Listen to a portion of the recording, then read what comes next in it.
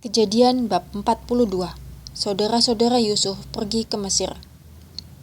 Setelah Yakub mendapat kabar bahwa ada gandum di Mesir, berkatalah ia kepada anak-anaknya, "Mengapa kamu berpandang-pandangan saja?" Lagi katanya, "Telah kudengar bahwa ada gandum di Mesir.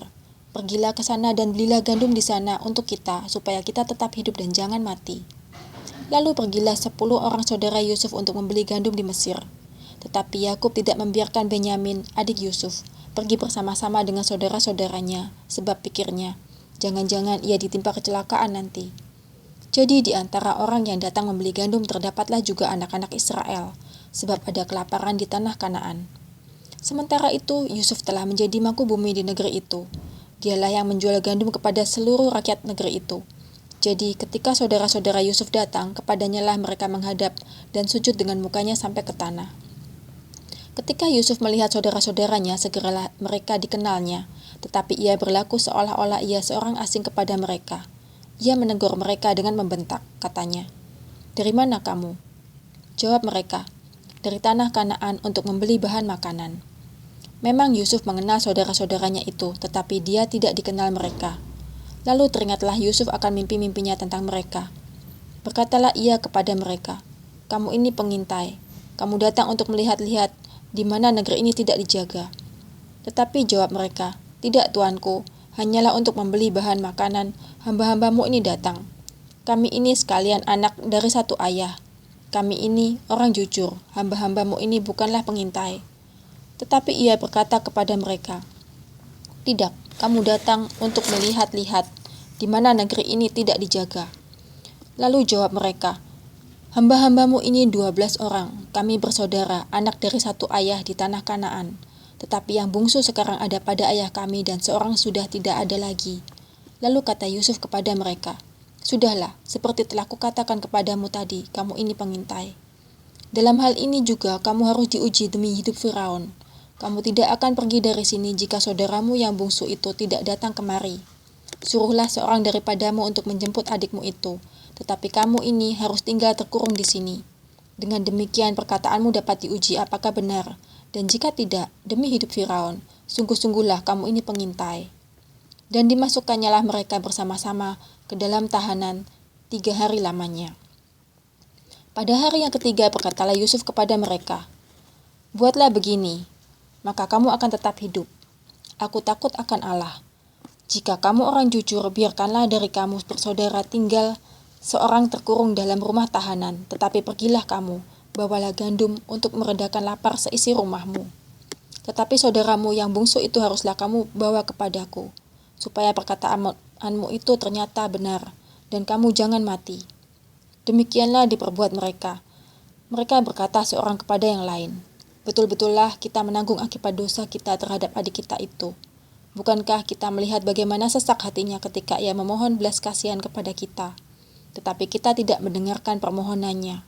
Itulah sebabnya kesesakan ini menimpa kita." Lalu Ruben menjawab mereka, "Bukankah dahulu kukatakan kepadamu, janganlah kamu berbuat dosa terhadap anak itu? Tetapi kamu tidak mendengarkan perkataanku. Sekarang darahnya dituntut daripada kita." Tetapi mereka tidak tahu bahwa Yusuf mengerti perkataan mereka, sebab mereka memakai seorang juru bahasa. Maka Yusuf mengundurkan diri dari mereka lalu menangis. Kemudian ia kembali kepada mereka dan berkata-kata dengan mereka. Ia mengambil Simeon dari antara mereka lalu disuruh belenggu di depan mata mereka.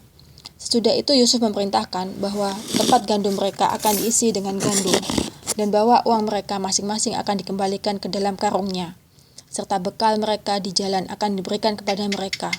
Demikianlah dilakukan orang kepada mereka itu. Sesudah itu mereka pun memuat gandum itu ke atas keledai mereka, lalu berangkat dari situ. Ketika seorang membuka karungnya untuk memberi makan keledainya di tempat bermalam, dilihatnyalah uangnya ada di dalam mulut karungnya. Katanya kepada saudara-saudaranya, "Uangku dikembalikan, lihat, ada dalam karungku." Lalu hati mereka menjadi tawar dan mereka berpandang-pandangan dengan gemetar serta berkata, "Apakah juga akan diperbuat Allah terhadap kita?" Ketika mereka sampai kepada Yakub ayah mereka di tanah Kanaan, mereka menceritakan segala sesuatu yang dialaminya. Katanya, "Orang itu, yakni yang menjadi tuan atas negeri itu, telah menegur kami dengan membentak dan memperlakukan kami sebagai pengintai negeri itu. Tetapi kata kami kepadanya, kami orang jujur, kami bukan pengintai. Kami 12 orang bersaudara, anak-anak ayah kami. Seorang sudah tidak ada lagi, dan yang bungsu ada sekarang pada ayah kami, di tanah Kanaan. Lalu kata orang itu, yakni yang menjadi tuan atas negeri itu kepada kami, dari hal ini aku akan tahu apakah kamu orang jujur. Dari kamu bersaudara haruslah kamu tinggalkan seorang padaku. Kemudian bawalah gandum untuk meredakan lapar seisi rumahmu dan pergilah. Lalu bawalah kepadaku saudaramu yang bungsu itu, maka aku akan tahu bahwa kamu bukan pengintai, tetapi orang jujur.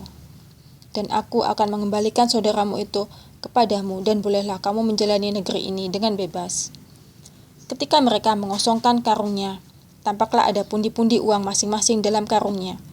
Dan ketika mereka beserta ayah mereka melihat pundi-pundi uang itu, ketakutanlah mereka. Dan Yakub ayah mereka berkata kepadanya, kamu membuat aku kehilangan anak-anakku. Yusuf tidak ada lagi, dan Simeon tidak ada lagi. Sekarang Benyamin pun hendak kamu bawa juga. Aku inilah yang menanggung segala-galanya. Lalu berkatalah Ruben kepada ayahnya, kedua anakku laki-laki boleh engkau bunuh jika ia tidak kubawa kepadamu. Serahkanlah dia ke dalam tanganku, maka dia akan kubawa kembali kepadamu. Tetapi jawabnya, anakku itu tidak akan pergi ke sana bersama-sama dengan kamu, sebab kakaknya telah mati, dan hanya dialah yang tinggal. Jika dia ditimpa kecelakaan di jalan yang akan kamu tempuh, maka tentulah kamu akan menyebabkan aku yang ubanan ini turun ke dunia orang mati karena duka cita.